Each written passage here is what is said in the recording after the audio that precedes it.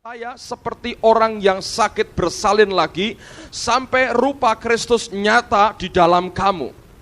Nah, apa yang dia ungkapkan ini, dia mau menggambarkan dirinya sebagai seorang ibu, seorang wanita yang melahirkan anaknya. Yesaya mengatakan baru saja menggeliat sakit, Sion sudah melahirkan akan anak-anaknya. Itu ungkapan yang berulang-ulang disampaikan oleh kitab Nabi Yesaya. Paulus berkata dia mengerang seperti seorang wanita yang akan melahirkan anaknya. Gereja digambarkan sebagai Sion yang menggeliat kesakitan dan dia melahirkan akan anak-anaknya. Nah, sebelum gereja bisa melahirkan, gereja harus mengandung terlebih dahulu. Kita kalau akan menghasilkan atau merindukan perkara rohani keluar dari hidup kita, maka dalam roh kita harus ada kandungan yang berasal dari benih ilahi. Bahasa aslinya sperma ilahi, kata surat Yohanes pasal yang pertama. Yohanes yang pertama. Nah, untuk bisa mengandung sesuatu, maka wanita ini, gereja ini harus ada hubungan intim, intimacy with God. Dan ciri keintiman itu adalah satu, yaitu privacy. Kita sendiri, saya dengan Tuhan secara pribadi, Anda masing-masing dengan Tuhan secara pribadi. Kita tidak bisa mengatakan bahwa kita berhubungan dekat dengan Allah dalam kebaktian. Saya sudah berulang-ulang mengatakan kebaktian seperti ini punya value, punya nilai tersendiri yang tidak mungkin digantikan dengan hal-hal yang lain. Tapi intimacy with God, keintiman dengan Allah yang cirinya adalah hubungan pribadi kita, privacy antara saya dengan Allah tidak bisa digantikan dengan yang lain. Itu pada bagian yang pertama. Lalu kemudian saya membawa saudara kepada suatu praktek kenyataan yang paling simpel yang diungkapkan pemazmur dalam Mazmur pasal yang pertama ayat 1-3. Dia berkata, berbahagialah orang yang kesukaannya firman Tuhan dan yang merenungkan itu siang dan malam. Nah, kata merenungkan dari kata aslinya hagah yang artinya menggunakan ayat firman Tuhan sebagai doa. Sehingga oleh orang-orang Yahudi menjadi kebiasaan yang namanya davening, yaitu doa dengan mengucapkan berulang-ulang ayat firman Tuhan sambil dia bergoyang seperti ini, saudara. Nah, mereka lakukan berulang sampai apa? Getting lost in his presence, sampai hilang lenyap di dalam hadiratnya, in communion with God, dalam persekutuan dengan Allah, sampai lenyap tenggelam dalam hadiratnya. Nah, karena Mazmur pasal pertama ini menciptakan budaya doa yang namanya davening tadi, berulang-ulang mengucapkan ayat firman Tuhan sebagai doa di hadapan Allah. Nah, pada waktu engkau mulai masuk dalam hadiratnya, engkau merasakan akan dia ada, dia dekat dengan saudara. Pengkhotbah berkata, jangan tergesa-gesa kalau engkau menghadap raja, jangan tergesa-gesa meninggalkan hadiratnya. Do not be in a hurry to go out from his presence. Jangan tergesa-gesa keluar dari hadiratnya. Nantikan Tuhan, nantikanlah Allah kita. Nah, saya mau katakan dalam persekutuan dengan Tuhan secara pribadi dibutuhkan cinta kita kepada Dia.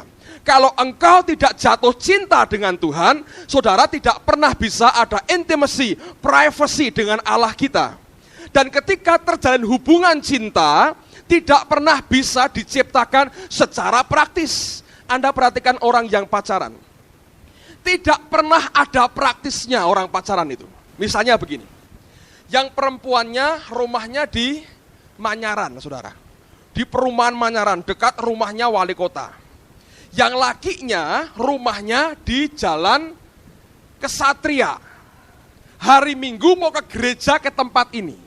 Kalau praktis yang jemput siapa? Perempuannya dong ya, yang jauh jemput yang dekat karena gerejanya di sini. Tapi orang pacaran lain, saudara. Yang lagi ke Manyaran dulu, lalu baru ke gereja. Nanti pulangnya balik Manyaran, baru pulang ke rumahnya. Ngerti? Orang pacaran tidak pernah praktis. Mereka menikmati setiap menit bersama-sama. Walaupun setelah kawin ribut, saudara. Tapi pada waktu pacaran tidak ada hal yang praktis. Kalau engkau dengan Tuhan saling jatuh cinta, Oh betul, dia sangat cinta kita. Apakah kita cinta dia, itu lain perkara seringkali. Kalau kita cinta dia, maka seringkali fellowship itu memakan waktu yang begitu lama karena engkau tidak mau keluar meninggalkan dia. Nah itu intimacy with God, hubungan pribadi dengan Allah kita. Yesaya berkata, in quietness and trust is your strength. Di dalam ketenangan dan percaya adalah kekuatanmu. Tapi Alkitab berkata, tapi kamu enggan, kata firman Tuhan. Kenapa? Kita mau kerja, Allah berkata, tenang di hadapanku dan percaya. Kita bilang, tidak Tuhan, saya naik kuda balapan katanya. Dan Alkitab berkata, engkau akan hancur karena itu. Nah itulah bagian dari apa yang harus kita lalui kalau engkau mau tinggal dan masuk di dalam hadiratnya. Saya berdoa supaya setiap Anda sudah memiliki pengalaman bersama dengan Tuhan. Saya mau bergerak lebih jauh lagi. Saya perlu sampaikan ini buat saudara sekalian, karena fenomena ini atau gejala ini akan terjadi dalam hidupmu. Atau mungkin sudah terjadi, dan engkau bingung karena segala macam gejala yang terjadi dalam hidupmu, yaitu apa? Ketika engkau masuk dalam hadirat Allah, satu hal yang akan terjadi. Saudara secara fisik tubuhmu akan merasakan kehadirannya. Dan ini dalam berbagai bentuk yang berbeda dan akan berakibat dalam fisik kita. Saya tidak berkata ini untuk memberikan tekanan bahwa kita harus merasakan ini, tapi karena ini bagian dari anugerah Allah, kita terima ini. Nanti saya akan berikan sesuatu supaya balance, supaya imbang dalam kehidupan kita. Saya ulang lagi saudara. Di dalam engkau masuk hadiratnya, maka seringkali Anda dan saya akan mengalami fenomena gejala yang berkaitan dengan fisikmu. Fisik jasmani kita bisa merasakan kehadirannya dalam berbagai bentuk. Nah, saya ingin memberikan cukup banyak ayat pada sore hari ini. Yang pertama, mari kita buka firman Tuhan di dalam Yohanes pasal yang pertama, ayat yang ke-14. Dikatakan demikian oleh firman Tuhan. Firman itu telah menjadi manusia dan diam di antara kita, dan kita telah melihat kemuliaannya, yaitu kemuliaan yang diberikan kepadanya sebagai anak tunggal Bapa, penuh kasih karunia dan kebenaran. Nah, Roh Kudus adalah oknum pribadi ketiga dari Allah yang sudah terbiasa merubah apa yang spiritual menjadi natural. Apa yang rohani menjadi jasmani. Apa yang dalam dunia roh dia rubah ke dalam dunia materi. Yang paling besar menurut saya adalah ketika dia merubah firman itu menjadi daging. Alkitab berkata, and the word become flesh. Dan firman itu menjadi daging. Bagaimana caranya? Firman yang adalah roh. Gak ada orang berkata, mari saya beri engkau semangkok firman. Gak ada. Kita gak pernah bisa meraba firman. Karena firman itu roh tadinya. Bagaimana diubah menjadi daging? Pekerjaan siapa? Coba Anda buka dalam Lukas pasal yang pertama. Injil Lukas pasal yang pertama, ayat yang ke-34 dan ayat yang ke-35. Dikatakan demikian oleh firman Tuhan. Kata Maria kepada malaikat itu, bagaimana hal itu mungkin terjadi karena aku belum bersuami? Jawab malaikat itu kepadanya, Roh Kudus akan turun atasmu dan kuasa Allah yang maha tinggi akan menaungi engkau, overshadow, akan menaungi engkau. Sebab itu anak yang akan kau lahirkan itu akan disebut kudus, anak Allah. Jadi peristiwa firman berubah menjadi daging, jadi manusia, namanya Yesus adalah pekerjaan siapa? Roh Kudus. Dia turun atas Maria, overshadow, menaungi dia, dan karena kuasanya itulah, maka firman itu dirubah menjadi daging.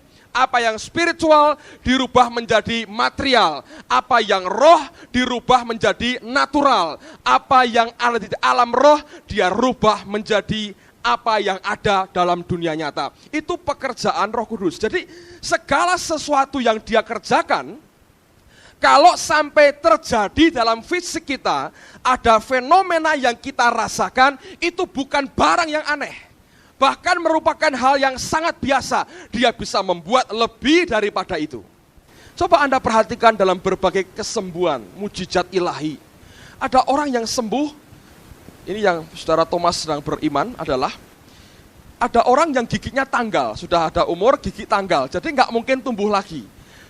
Pakai gigi palsu nggak enak, saudara. Ya, gosok giginya bisa gini. Sambil mau apa? Gosok gigi karena di bawah gini. Nggak bisa begini. Jadi apa yang terjadi ketika Allah menyembuhkan itu bisa keluar giginya, keluar sendiri. Itu bisa bagaimana, saudara?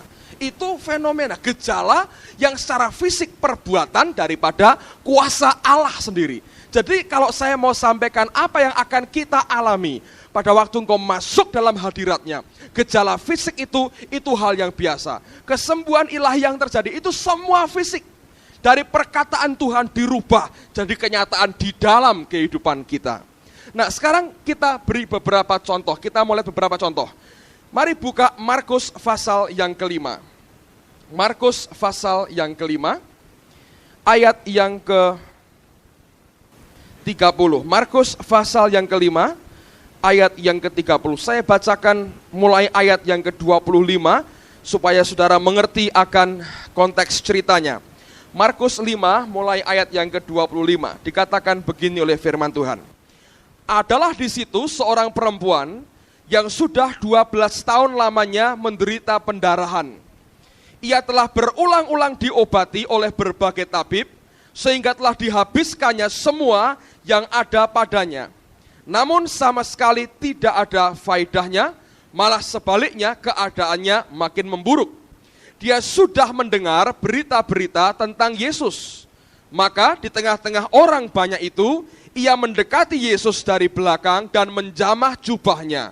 Sebab katanya, asal ku jamah saja jubahnya, aku akan sembuh. Seketika itu juga berhentilah pendarahannya, dan ia merasa bahwa badannya sudah sembuh dari penyakitnya. Pada ketika itu juga, Yesus mengetahui bahwa ada tenaga, ada power yang keluar dari dirinya. Lalu ia berpaling di tengah-tengah orang banyak dan bertanya, siapa yang menjamah jubahku? Ketika dijamah jubahnya, banyak orang yang pegang jubahnya Yesus. Tapi hanya satu yang beriman. Dan ketika dipegang jubahnya, Alkitab berkata, Yesus merasa ada tenaga, power yang keluar dari dirinya. Dia rasa keluar. Dan dia bertanya, siapa yang jamah jubahku? Artinya, Yesus merasakan tidak? Dia merasakan, saudara. Ketika power itu keluar dari tubuhnya, dia merasakan. Itu gejala fisik yang dialami, saudara. Berikan bukti yang lain. Coba mari kita lihat. Dalam Lukas pasal yang ke-6, ayat yang ke-19. Dan semua orang banyak itu berusaha menjamah dia, karena ada kuasa yang keluar daripadanya.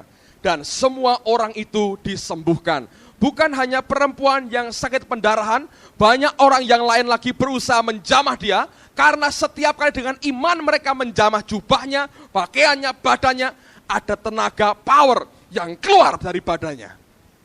Itu gejala fisik yang seringkali juga terjadi. Nah, saya mau sampaikan buat saudara, ketika engkau masuk dalam hadirat Allah, saudara akan dibawa Tuhan dalam pengalaman seperti itu. Di mana fisik saudara, tubuhmu akan merasakan kehadirannya. Itu akan merupakan pengalaman yang luar biasa. Saya pertama kali mengalami fenomena gejala seperti itu, kira-kira 2 tahun atau setahun sebelum saya selesai kuliah. Pada waktu itu di rumah mertua saya ada persekutuan doa. Pak Timotius buka persekutuan namanya House of Prayer. Waduh, luar biasa. Dia cetak kartunya, dia gambar sendiri tangan berdoa, dia buat lingkaran warnanya oranye, saya masih ingat itu. Di rumah mertua saya, House of Prayer. Persekutuan doa yang lain tidak pernah nyetak kartu nama, cuma punya dia. Karena dia kerjanya dulu nyetaki seperti itu, dia cetak sendiri House of Prayer. Lalu didatangi tamu, mungkin lebih tepatnya, kalau undang itu kita bayar tiketnya, kalau datangi itu kita nebeng, saudara. Tamu termasuk stafnya pendeta Kenneth Hagin dari Amerika. Luar biasa. Namanya saya lupa namanya siapa. Datang, tapi hari itu cuma sehari kebaktian, saya nggak bisa datang. Karena sore ada kuliah, saudara. Tapi puji Tuhan, ketika pelajaran terakhir, dosennya nggak datang. Sehingga saya bisa pulang awal, tapi itu pun terlambat. Sampai di rumah mertua saya, pada waktu calon mertua saya, sudah habis amin selesai khotbah, terus dia mau berdoa.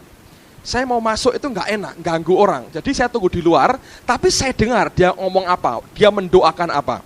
Nah, waktu dia mulai berdoa, dia berkata begini, siapa yang mau melayani Tuhan sepenuh waktu full time, maju ke depan. Waduh, saya bilang, Tuhan, saya sudah menyerahkan diri ini. Untuk apa saya maju ke depan lagi? Untuk apa?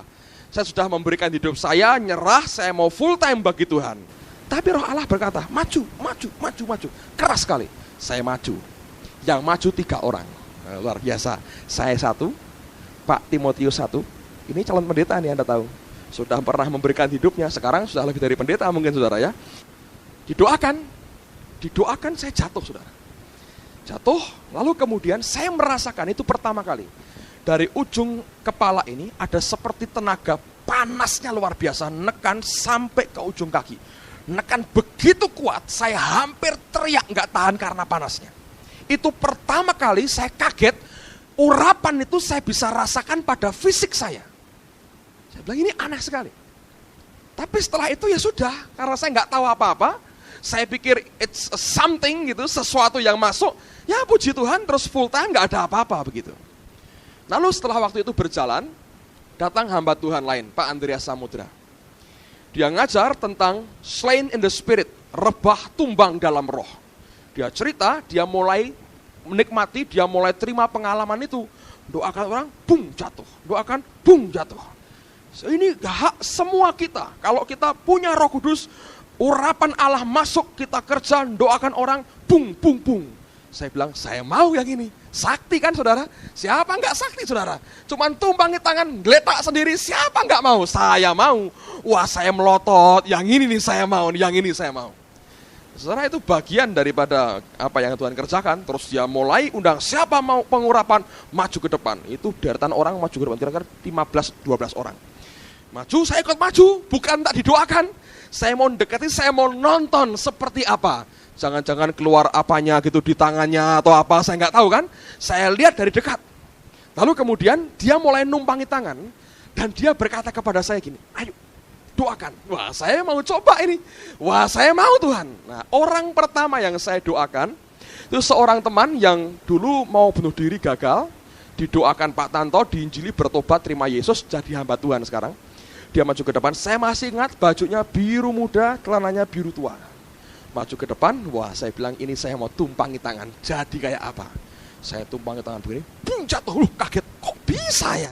Wah ini dia, ini saya mau nih. Berikutnya, bung. Ini pendetanya Pak Andreas, numpangi orang, menteleng aja orangnya. Dia pindah orang lain lagi, goyang aja enggak saudaraku. Pindah lain lagi, enggak terjadi apa-apa. Dia ngeliatin, loh saya kok blung. Dalam hati, kalah sakti lu sekarang sama saya. Aduh saudara, itu pengalaman pertama kali. Sejak itu, wah kalau pergi tangan saya begini, siapa berani? Sakti di tangan saya. Saya tidak tahu, Roh Kudus itu bukan cuma power, tapi pribadi. Bung, minggu keempat, doakan orang, gak jatuh. Dorong sedikit, agak marah orangnya saudara. Jadi gak terjadi apa-apa, hilang. Waduh kesaktian saya hilang, saya bilang. Apa ini? Gak terjadi apa-apa. Sudah, saya bilang, gitu-gitu gak usah, yang penting iman kepada Allah, kan gitu kan. Jalan keluarnya menghibur diri, padahal kepengen, tapi gak bisa, saudara. Sudah, akhirnya saya masuk pelayanan, kadang-kadang sekali itu manifestasinya ada, kadang-kadang. Setahun gak sekali lah, 2 tahun sekali, kira-kira kalau Tuhan lagi baik itu, kadang-kadang, tapi jumlahnya sedikit sekali, gak terlalu banyak. Bukan bagian dari hidup dan pelayanan, ya sudah. Saya pikir itu hal biasa, saya cari Tuhan sebagaimana biasa, memang nggak tahu apa-apa. Tapi yang merubah saya ketika Oktober, sama Doko dan Evi ada di sini juga. Kami ke Toronto, dan itu pengalaman yang tidak pernah saya bisa lupakan. Untuk mendoakan yang sakit, melayani orang itu nggak ada. Begitu khotbah selesai, sudah loyo aja, nggak bisa apa-apa. Dan saya merasa itu. Saya nggak pernah puas dengan apa yang ada. Saya bilang, masa begini Tuhan? Waktu saya melihat akan hal yang baru, saya kaget sekali. Saya dulu ya pernah, tapi 3 minggu tuh saktinya terus hilang. Nggak terjadi apa-apa. Lalu kemudian saudara, pulang dari situ, saya tahu ada sesuatu yang merubah saya. Yang paling kuat ketika Roh Kudus sendiri mengunjungi di kamar tidur saya. Dan selama 1 jam hadiratnya begitu kuat, dan itu memecahkan betul konsep lama saya. Saya baru kenal dia, betul-betul kenal sebagai pribadi, saudara. Saya tahu itu tidak pernah bisa dibuat main-main. Tidak pernah bisa dibuat untuk gagah-gagahan, tidak bisa. Itu harus seperti yang dia mau dan dia rasakan. Saya baru ngerti, kenal dia betul sebagai pribadi. Bukan sebagai sesuatu, tapi pribadi yang hidup, punya perasaan dan punya kehendak. Yang menyedihkan adalah setiap kali saya punya pengalaman seperti itu, istri saya nggak bisa ngalami. Dia hanya diam aja, dia bilang ya dia nggak nentang, dia berminat, dia kepingin sekali, tapi itu bukan bagian dari pengalaman hidupnya. Sampai akhirnya minggu yang lalu, 2 minggu lalu persisnya, saya sedang berdoa sendirian di kamar, hadirat Allah begitu kuat, dan setelah itu saya merasakan dari kepala ini panasnya luar biasa sampai seluruh tubuh, karena kamar kami ada AC-nya, sehingga sebetulnya nggak mungkin kepanasan kecuali AC-nya mati, saudara, tapi itu bisa panasnya luar biasa. Dan Roh Kudus berkata, doakan istrimu. Saya undang dia, terus kami berdoa sama-sama. Dia berkata, tumpangi tangan. Saya tumpangi tangan. Dan ketika saya tumpangi tangan, istri saya berkata, seperti kepala ini dibuka, saudara. Dan dimasuki lempengan logam. Sepertinya begitu dia merasakan, masuk ke tubuhnya. Sejak itu, apa yang saya rasakan, dia mulai bisa merasakan. Memang nggak terlalu kuat, tapi dia bisa ngerasakan. Setiap hadirat Allah turun, dia bisa ngerti, dia bisa ngerti, dia bisa ngerti. Lalu minggu yang lalu, kejadian beberapa hari yang lalu, kami ada pengalaman indah sekali di tempat ini. Pulang dari doa jam 11 malam, kami masuk kamar. Begitu masuk kamar, hadirat Allah begitu kuat sekali. Saya berdoa lagi, saya nyembah Tuhan. Roh Kudus berkata begini pada saya, kamu boleh mendoakan istrimu dan minta supaya apa yang kamu terima, dia juga terima, karena dia satu tubuh dengan engkau. Engkau harus mendoakan dia. Terus saya undang lagi, ayo doa lagi. Roh Kudus berkata, tumpangi tangan. Waktu kami tumpang tangan, dia cerita seperti ada balon di dalamnya ini yang ngembang 3 kali. Roh Allah biasa kerjakan lebih hebat dari itu. Tapi itu gejala fisik, fenomena fisik yang kita semua bisa merasakan. Begitu engkau betul-betul masuk dalam hadiratnya, karena Allah itu real. Bukan cuma konsep, tapi real, pribadi, utuh apa adanya. Begitu engkau ketemu dengan dia, tidak tahan fisik kita. Mesti ada sesuatu yang terjadi yang merubah kehidupan kita. Dan itu merupakan hak setiap anak Tuhan untuk masuk di dalam hadiratnya seperti itu. Sampai breakthrough, jebol sampai masuk ke hadirat Tuhan. Dan mereka mengalami fenomena gejala yang sama. Ada yang tangannya tebal, sepertinya kebal sekali. Ada yang seluruh tubuhnya. Itu indah sekali, indah sekali. Pengalaman bersama dengan Tuhan. Nah, sekarang saya ingin memberikan beberapa dasar firman yang lain lagi. Coba buka bersama dengan saya 2 Tawarikh pasal yang ke-5. 2 Tawarikh pasal yang ke-5 ayat yang ke-14. 2 Tawarikh perjanjian lama, 2 Tawarikh pasal 5 ayat yang ke-14.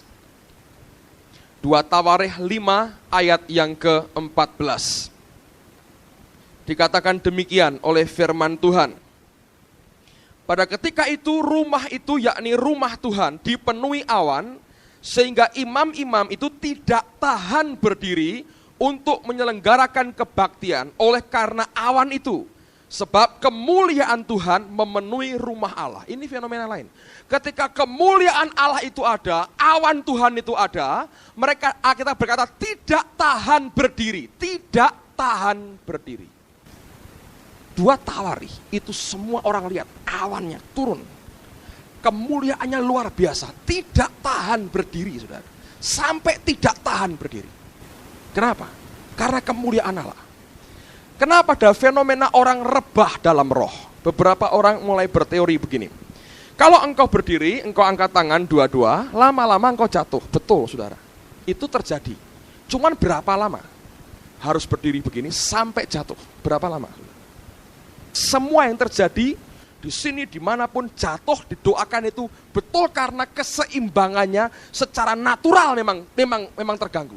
Bukan pekerjaan Allah sama sekali. Menurut saya tidak. Memang saya melihat ada yang tidak murni, saudara.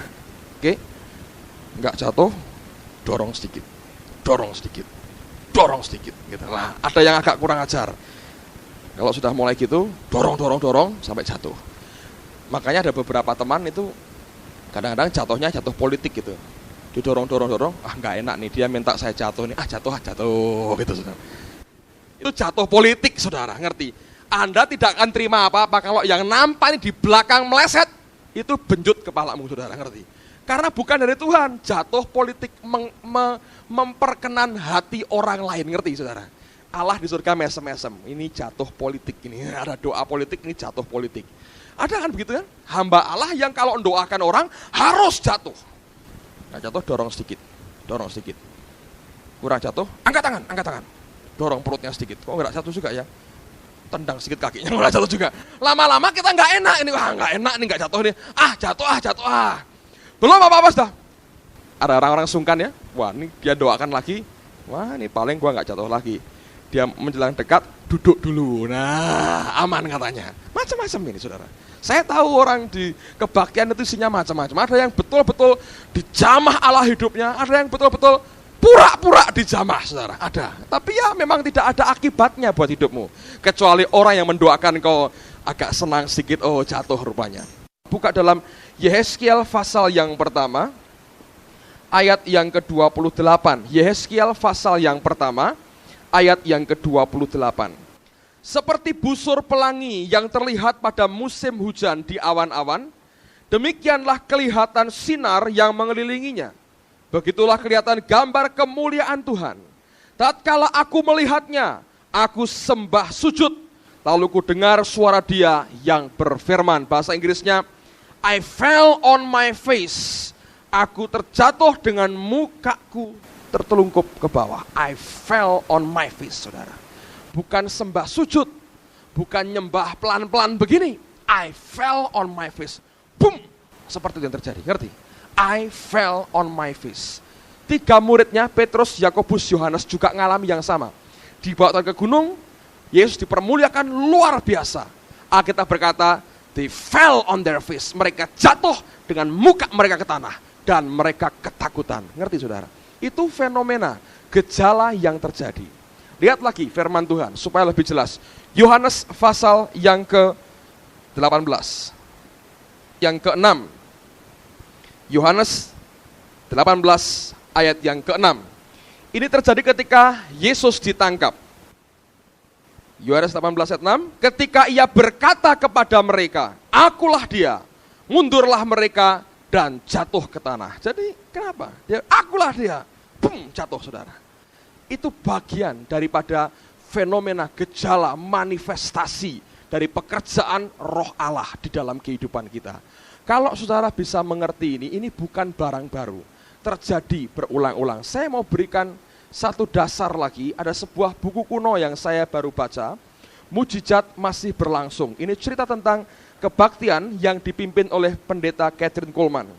Ada seorang penulis Kristen yang terkenal namanya Jamie Buckingham, dia baru meninggal tahun lalu, menuliskan akan kisah yang dialami ini, lalu kemudian dia memberikan akan kutipan seperti ini. Saya mau bacakan, saya mau tunjukkan kepada saudara, peristiwa orang jatuh rebah dalam roh ini bukan barang yang baru, sudah terjadi sejak abad-abad sebelumnya.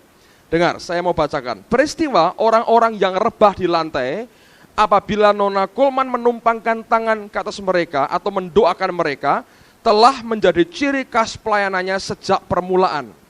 Ia sendiri mengaku bahwa ia tidak dapat menerangkan hal itu, kecuali mengatakan bahwa itu adalah kuasa Roh Kudus. Untuk mendukung peristiwa itu, ia mengutip nas Alkitab, Kisah Rasul 9, menceritakan tentang Saul yang muka dengan muka berhadapan dengan Roh Kristus, dan rebah ke tanah dalam perjalanannya ke Damsyik. Matius 17 menceritakan tentang 3 rasul yang tidak dapat berdiri lagi ketika melihat Yesus dimuliakan di atas gunung pemuliaan. Penyelidikan lebih lanjut menunjukkan bahwa peristiwa yang sama ini juga terjadi dalam pelayanan penginjil-penginjil yang terkenal dalam sejarah. Misalnya Charles Finney, Peter Cartwright, dan Dwight L. Moody.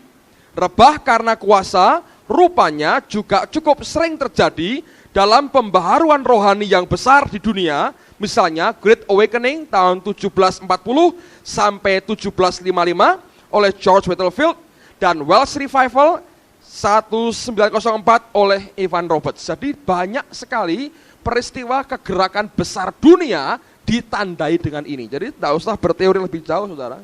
Ini bagian manifestasi daripada pekerjaan Roh Allah. Kita harus cari yang murni, yang genuine, yang murni dari Allah, yang asli, bukan yang dibuat-buat, bukan yang politis, bukan yang dipaksakan secara daging. Allah bekerja sampai fisik kita bisa merasakan bahwa Dia bekerja, Dia ada, Dia real, Dia nyata, Dia hidup dalam kehidupan kita. Kemarin siang habis berdoa dengan Pak Tanto di atas, saya pulang kira-kira 12:30. Teduh lagi keadaannya, tapi 4 jam, 4 hour, tidak hilang, 4 jam, panas sekali, tidak hilang, saudara. Sampai begitu kuat. Hari ini saya berdiri di sini, hal yang sama saya rasakan right now, saya rasakan hal yang sama. Itu manifestasi gejala seperti itu yang terjadi. Itu fenomena gejala sampai ke fisikmu, saudara itu bisa merasakan.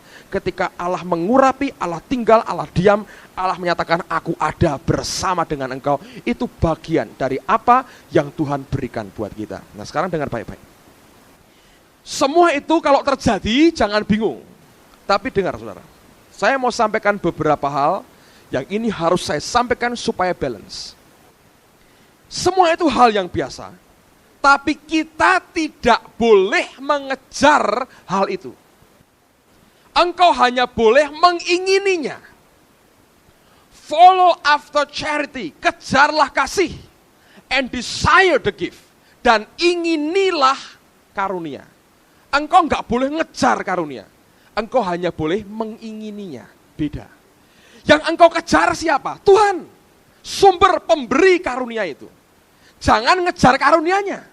Jangan ngejar gereng-gerengnya, saudara. Oh, sekarang saya bisa rasa kok, Pak. Apa?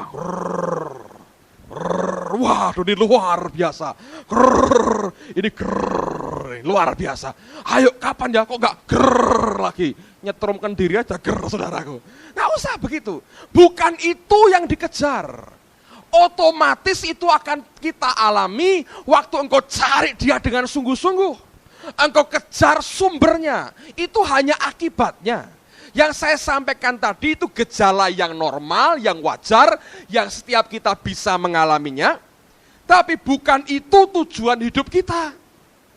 Jangan ke tempat ini karena cari getar-getarnya tadi, saudaraku. Nanti kan lucu, segereja isinya orang goyang semua, nggak ada apa-apa, percuma, nggak ada gunanya. Itu hanya bagian kecil dari anugerah Allah. Yang kita mesti cari itu Tuhannya. Ingat saudara, kalau engkau ngejar karunianya, saudara sudah memberhalakan karunia itu. Engkau menggantikan Allah Yesusmu dengan karunia. Dengan getar-getar, dengan strom-strom, dengan panas-panas, dengan dingin-dingin, dengan goyang-goyang tadi, saudara. Ngerti? Itu tidak boleh dikejar. Tapi engkau mesti mengingini. Itu anugerah pemberian. Nah, engkau bertanya, kalau gitu Pak, untuk apa saya gitu? Tidak ada perkara yang dari Allah yang tidak ada gunanya. Semua mesti ada gunanya untuk kita. Kalau tidak, untuk apa diberi? Gejala ini gejala biasa. Dari sejak abad-abad yang lalu sampai gereja yang mula-mula, mereka ngalami hal yang sama. Pasti itu. Mana kuat fisik kita berhadapan dengan kemuliaan Allah. Nggak bisa, saudara. Tapi bukan itu yang dikejar. Yang dikejar adalah Allah sumbernya, bukan karunianya. Pemberinya, bukan pemberiannya, saudara. Nah banyak orang Kristen setelah mulai mengalami pengalaman seperti itu lalu nyimpang cara berpikirnya. Bukan ngejar Allahnya, ngejar karunianya. Bukan ngejar Yesusnya, ngejar stromnya, gereng-gereng-gerengnya tadi saudara. Nah repot. Kita rubah aja gereja gereng-gereng-gereng Indonesia gitu aja kalau begitu caranya. Bukan itu yang Tuhan mau saudara. Allah mau kita tidak mengejar akan karunia. Allah mau kita mengejar akan pribadi pemberi karunia itu. Amin, saudara. Saya minta ini balance jelas dalam hidup kita. Kalau tidak repot ini nanti. Orang semua diam ngenteni, kok saya nggak gereng ya. Itu pakai terdekatlah ke drum, saudara. Bung bung gitu, saudara. Nggak perlu begitu. Saya sampaikan ini supaya Anda tidak kaget kalau nanti engkau mulai masuk dalam hadirat Allah dan fenomena seperti ini terjadi. Seorang ibu sakit stroke, saudara. Pak Marso, Pak Tanto mendoakan. Didoakan, didatangi. Dua teman ini doakan tumpang tangan. Waktu ditumpangi tangan, panas semua badannya. Mikir begini, wah, jangan-jangan mau mati aku katanya. Enggak taunya itu power, kuasa Allah. Dan 2 minggu lalu jalan, saudara. Pincangnya banyak jalan begini. Masuk gereja nangis, saudara. Ya, didoakan. Dia pikir Pak Tanto dan Pak Marso ini kalau doakan, cespleng. Doakan, mati langsung, saudara. Rupanya enggak, itu kuasa Allah kerja itu. Sembuh dia, jalan. Orang heran, kalau dia punya uang banyak, dia berobat dengan teratur, mungkin kita bilang medis. Orang-orang yang punya duit seringkali enggak bisa jalan. Sudah kena begitu, sudah divonis mati, seumur hidup sengsara begitu. Nah, karena ketidakmengertiannya, ketika Allah bekerja, dipikir, waduh, inilah saatku mati. Sampai anak yang dia asuh tuh enggak mau sekolah, nangis beberapa hari. Takut ini maknya ini mati, saudara. Enggak taunya jalan sekarang. Luar biasa kan? Nah, ini gejala seperti ini saudara harus mengerti. Tapi bukan itunya yang dikejar, pemberinya. Dan yang kedua, dengar baik-baik. Sama sekali tidak ada sangkut paut dengan tinggi dan rendahnya rohanimu, saudara. Kalau ada orang cerita, oh saya getar-getar. Wah kamu rohani. Siapa bilang? Tidak ada sangkut pautnya dengan kerohanian. Itu pemberian. Kalau engkau makin kenal dengan Allah, otomatis engkau akan tahu semua tentang itu. Allah akan berikan semua pengalaman soal itu. Tapi belum tentu orang yang fisiknya merasakan sesuatu itu, rohaninya otomatis baik. Kalau engkau makin kenal siapa dia, makin dekat dengan dia, otomatis jadi bagian dari hidupmu. Tapi kalau ada orang yang rasakan gereng, belum tentu dia benar hidupnya, saudara. Contohnya gampang sekali. Saul dan Daud. Saul ketika diurapi jadi raja, Alkitab berkata dia nubuat seperti nabi. Betul nggak, saudara? Nubuat ya, nubuat. Waduh, sampai orang berkata, apakah Saul juga termasuk rombongan nabi? Sampai ditanyakan begitu. Ketika Daud diurapi, setelah diurapi apa? Angon lagi, saudara. Nggak ada apa-apa. Hanya dikatakan roh Allah menguasai dia, titik, tapi dia angon lagi. Nah, tapi dua-duanya hasilnya beda. Yang sampai goncang-goncang dan bernubuat tadi, akhirnya nyimpang dari firman, mati konyol. Yang tidak merasakan apa-apa, stabil hidupnya, berkembang bersama dengan Tuhan. Saudara bisa mengerti itu? Sama sekali tidak ada sangkut paut dengan kerohanian. Kalau ada orang berasa, kok nggak rasa apa-apa ya? Berarti rohani saya nggak baik. Siapa yang bilang? Jangan menghakimi dirimu sendiri. Dan jangan menghakimi orang lain. Kamu, wah ini nggak beres nih, ini ada sesuatu nih. Yang ini, wah ini paling banter goncangnya, ini paling rohani. Omong kosong, saudara. Tidak ada sangkut pautnya. Kalau engkau kenal Roh Kudus secara pribadi, makin dekat dengan dia, pasti itu bagian dari hidupmu. Tapi tidak berarti semua yang getar-getar itu rohaninya baik. Nah, saya ingin berikan dasar ayatnya. Coba Anda buka Lukas pasal yang ke-9. Supaya kita imbang, supaya kita balance, saya harus sampaikan dua-duanya. Kalau tidak, nanti bisa repot, arahnya bisa nyimpang semua, saudara. Lukas pasal 9, coba Anda lihat pada ayat yang pertama dan ayat yang kedua. Lukas 9 ini bicara banyak hal yang luar biasa, dan saya mau kita mengerti akan hal ini. Lukas pasal 9, saudara cari di Alkitab Anda masing-masing. Lukas 9, ayat yang pertama dan ayat yang kedua. Lukas 9, ayat pertama dan ayat yang kedua. Dikatakan demikian oleh firman Tuhan. Maka Yesus memanggil ke-12 muridnya, lalu memberikan tenaga dan kuasa, power and authority, kepada mereka untuk menguasai setan-setan, dan untuk menyembuhkan penyakit-penyakit. Dan ia mengutus mereka untuk memberitakan kerajaan Allah dan untuk menyembuhkan orang. Dan seterusnya, dan seterusnya. Lihat, pasal 9 ayat pertama, mereka terima power and authority. Mereka terima kuasa dan otoritas dari Allah. Menyembuhkan yang sakit dan ngusir setan. Luar biasa nggak? Luar biasa. Mereka kemana-mana dan mereka kerjakan banyak mujizat. 12 rasul terima hal yang sama. Gerak mereka, luar biasa dipakai Tuhan. Belum cukup apa yang Allah berikan kepadanya. Coba Anda perhatikan pada ayat yang ke-28 sampai 36. Ayat 28 sampai 36. Apa itu? Yesus dimuliakan di atas gunung. Yang diajak 3 orang, Petrus, Yakobus, dan Yohanes. Lihat kemuliaan Allah, sampai tersungkur mereka. Gak tahan, they fell on their face. Mereka tersungkur dan ketakutan. Itu luar biasa. Ayat pertama kedua diberi power and authority. Ayat yang ke-28 sampai 36 mereka melihat kemuliaan Allah luar biasa. Tapi lihat apakah itu menjamin kerohanian mereka? Tidak. Sekarang mari kita baca ayat 51 sampai 56. Lihat, masih pada pasal yang sama. Apa yang terjadi? Yesus dan orang Samaria. Ketika hampir genap waktunya, Yesus diangkat ke surga. Ia mengarahkan pandangannya untuk pergi ke Yerusalem. Dan ia mengirim beberapa utusan mendahului dia. Mereka itu pergi, lalu masuk ke suatu desa orang Samaria untuk mempersiapkan segala sesuatu baginya. Tetapi orang-orang Samaria itu tidak mau menerima dia karena perjalanannya menuju Yerusalem. Ketika 2 muridnya, yaitu Yakobus dan Yohanes, melihat hal itu, mereka berkata, "Tuhan, apakah engkau mau supaya kami menyuruh api turun dari langit untuk membinasakan mereka?" Akan tetapi ia berpaling dan menegur mereka, lalu mereka pergi ke desa yang lain. Bahasa Indonesia tidak memberikan tambahan, saudara, tapi bahasa Inggrisnya memberikan akan tambahan pada ayat yang ke-55. Dikatakan, akan tetapi ia berpaling dan menegur mereka, lalu kemudian dikatakan, apa katanya?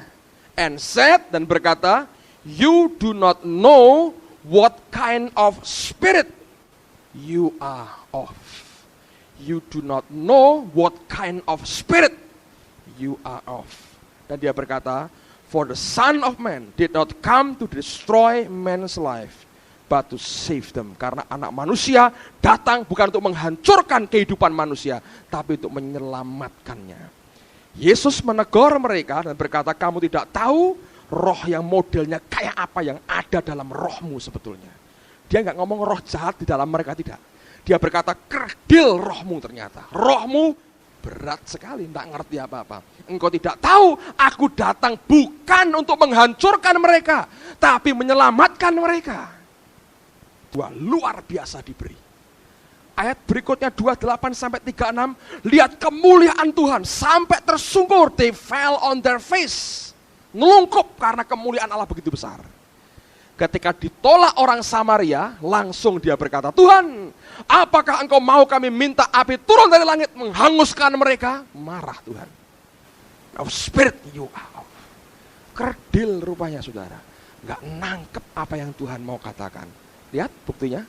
Sama sekali tidak ada sangkut paut dengan kerohanian.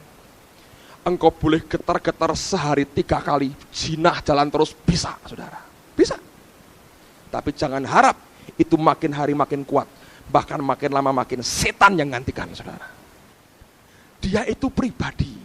Dia punya selera, dia punya kemauan, dia punya kehendak, dia punya naluri, dia punya maksud yang jelas dalam hidup kita.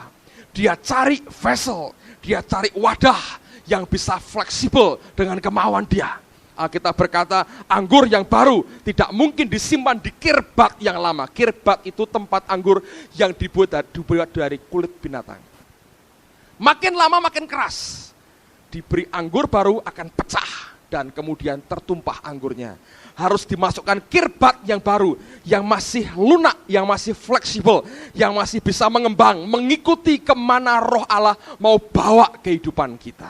Ngerti saudara? Kalau kita tidak pernah memberikan hidup kita sebagai tempat roh Allah diam, belajar mengenal dia, belajar mengenalkan maunya, maksudnya, perasaannya kita mengerti.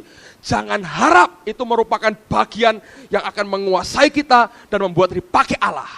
Anointing pengurapan seperti itu dipakai for service, untuk melayani, bukan untuk dirasa-rasakan, saudara.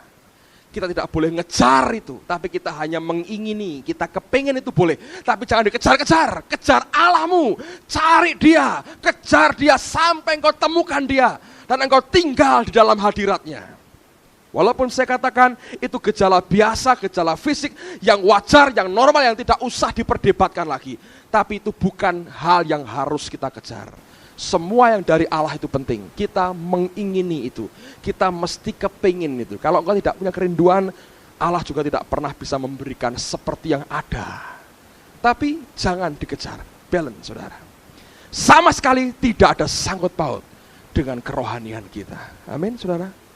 Nah, sore hari ini saya harap ini membuat kita jelas.